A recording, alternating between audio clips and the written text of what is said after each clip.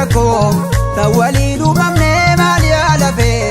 orma bichon fatte tanin gobatale maluma bubate farraf karabante manni gosabe ormi boru gala sumati dodale kode guyara ko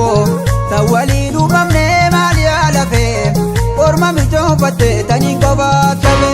maluma bubate farraf karabante manni gosabe ormi boru gala sumati dodale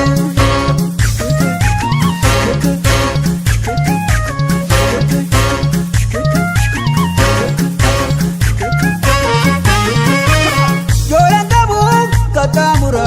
demsi kara kiniba inje jinga ya koda ko dandingala siniba yarri gama pompodira akasube botani esamata kabdati sino gara tolchani yo nyatani agamisyo kufani korbela unolani kode afilatani nyane bulla wajini kona lagan sorani ya koda ko ayadame markake meka jabse garrago malangoda nyate avansi dibe onseke warreko moya wanofi kodanjiru garara mugni jabe bugarra malwayare asibade chinjitu esa sikau warra ajab dileshi ajab dileshi isi benna kabate dide fana gara kantane dide falli gabat punya sikapde arramarat kata tu dabde ajab dileshi ajab dileshi ajab dileshi emash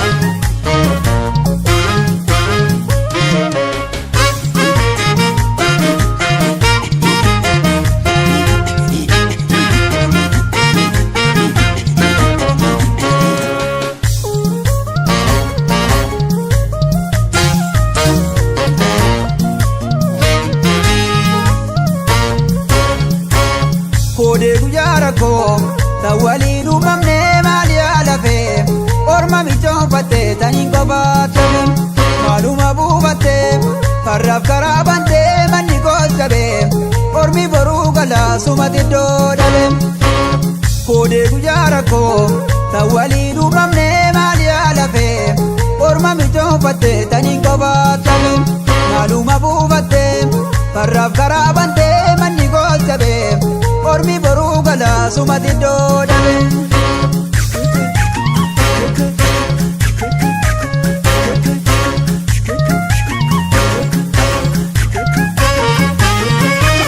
joran tabu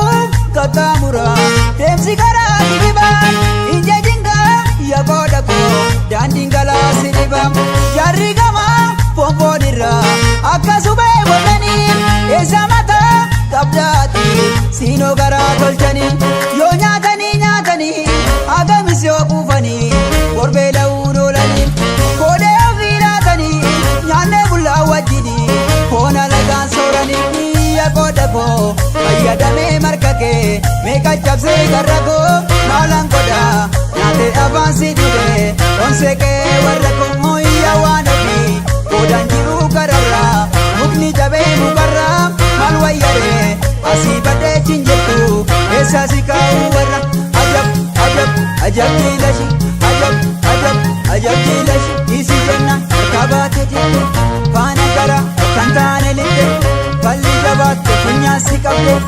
arramarat kata tu dabde ajab dileshi ajab dileshi ajab dileshi